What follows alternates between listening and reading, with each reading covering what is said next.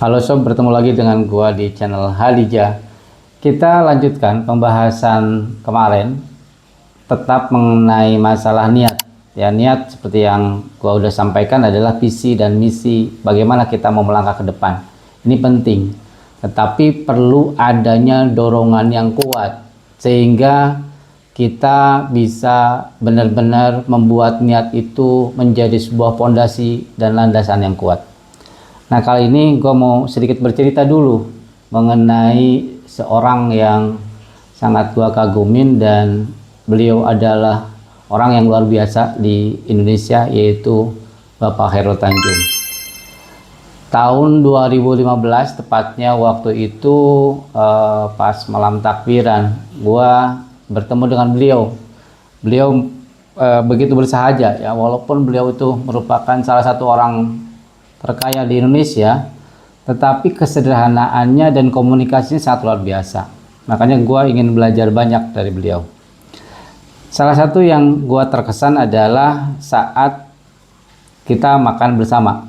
Ya, beliau memberikan atau memparok ya bakmi yang disuguhkan di saat kami berbuka puasa.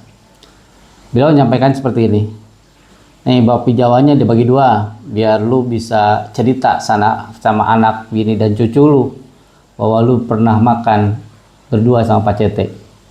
Ya, sebenarnya itu hal yang memang sangat berkesan bagi gua, seorang yang luar biasa, tetapi gua bisa berkomunikasi dengan begitu dekatnya, walaupun saat itu baru pertama kali bertemu. Ini kesan ini sangat memberikan dampak yang baik bagi gua.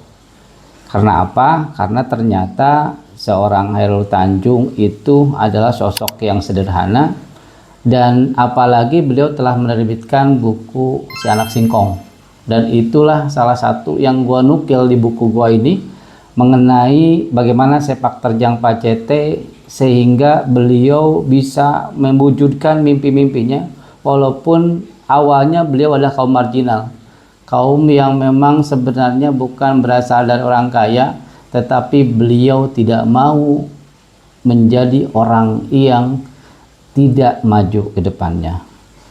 Nah, hal inilah yang gua ingin diskusikan, gua ingin sampaikan, gua ingin sharing sama lu semua, bagaimana seorang Chairul Tanjung bisa menjadi seperti sekarang ini dengan menukil buku Si Anak Singkong di 6 langkah menuju berkah. Kita lanjutkan nanti di channel Hadija.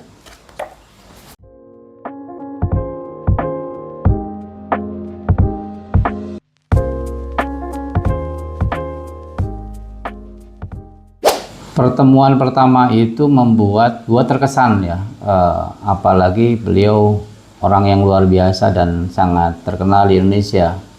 Ya, siapa gua pikirkan bisa bercakap-cakap, bisa berdiskusi langsung dengan beliau. Ini sangat pengalaman yang luar biasa, apalagi di pas terakhir itu beliau menepuk pundak gua ya, dan beliau mengatakan, saya doakan semoga kamu sukses, katanya. Wah, lu bisa dibayangkan ya perasaan gua bagaimana saat itu. Nah, ini yang menjadi salah satu latar belakang gue coba menukil beberapa cerita yang memang beliau telah tulis di buku Si Anak Singkong ya.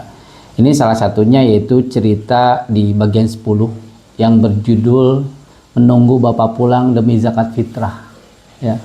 Ini jujur waktu gue menukil ini dan gua menulis ini, bahkan gua membaca, pada saat membaca pun gua selalu meneteskan air mata. Kenapa? Karena semangat memberi itulah yang mendorong beliau menjadi orang yang benar-benar mampu untuk berdiri tegak di tengah keterbatasan. Jadi ceritanya yang gua tangkap dalam buku beliau adalah saat beliau SMP, kalau nggak salah kelas 2, saat itu malam takbiran ya.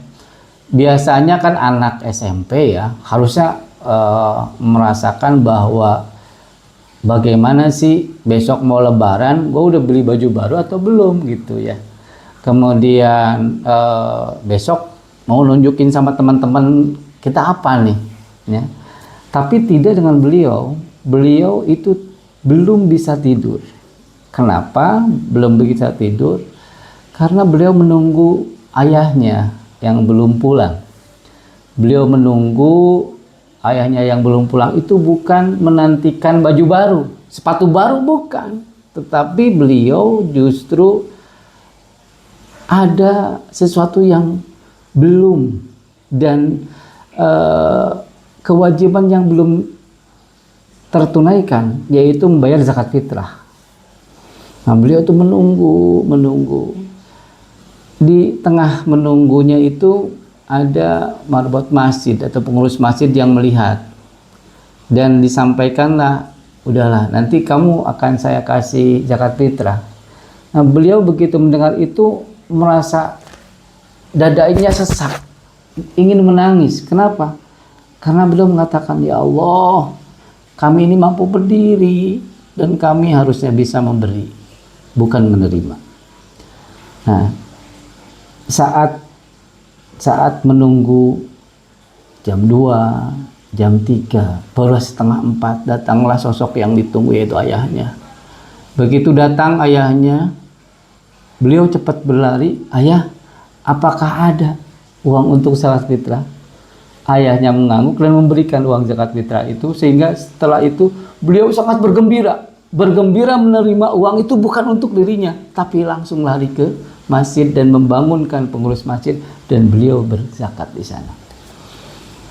Inilah semangat memberi, mewujudkan sebuah niat yang kuat, visi yang luar biasa. Sehingga bagi saya mempelajari bahwa kayaknya ini salah satunya.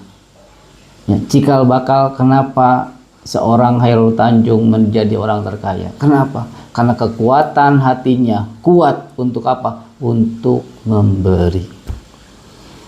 Ya, kisah inilah yang menjadi salah satu bagian cerita yang gue nukil, dan gue sebenarnya kemarin pada saat menulis buku ini pun telah meminta izin, ya. Bahkan terakhir alhamdulillah gue sempat memberikan buku ini ya di beberapa bulan kebelakang, belum lama ini, karena gue merasa bahwa beliau salah satu yang memang menjadi inspirasi dalam penulis buku ini. Nah, kenapa akhirnya niat atau semangat memberi itu menjadi dorongan yang kuat untuk menguatkan sebuah visi dan misi atau niat itu? Karena apa? Karena gue membuat sebuah rumusan ya di buku ini. Gue menulis gini, niat itu adalah rumus matematik. Niat itu sama dengan akal kali 1 per nafsu dikali hati, ya. Jadi niat itu sama dengan akal, ini pikiran kita, dikali dengan 1 per nafsu itu hasrat kita, dan kali hati. Hati itu adalah sebuah istilahnya itu goresan atau justru kekuatan niat itu ada di sana. Nah, kalau kita ilustrasikan ya, kalau misalnya akal itu nilainya 100, kemudian nafsu itu nilainya 100, dan hati itu nilai 100, ya 100 kali 1/100 kali 100 tentunya jumlahnya sama dengan 100. Tapi kalau makin besar nafsu, misalnya 1000 nafsunya atau 100.000, makin niat itu makin kecil. Tetapi jika nafsunya 0, apa itu nafsunya 0? Nafsu 0 itu adalah sesuatu yang kita sendiri punya niat yang benar-benar ikhlas dan tulus, yang benar-benar mengharapkan keridhaan Allah SWT. Ini bisa dikatakan kalau pembaginya 0, tentunya akan sangat luar biasa. Artinya akalnya misalnya 100 dikali 1/0 kali hatinya 100, akan dirinya tak terhingga. Sehingga niat yang kuat inilah, visi yang kuat inilah, justru kita harus mengendalikan nafsu kita, agar tidak menguasai. Justru yang kita harus kuasai adalah di hati kita, dan juga akal kita juga harus berjalan. Inilah kekuatan dan dorongan yang luar biasa akan makna dari sebuah niat.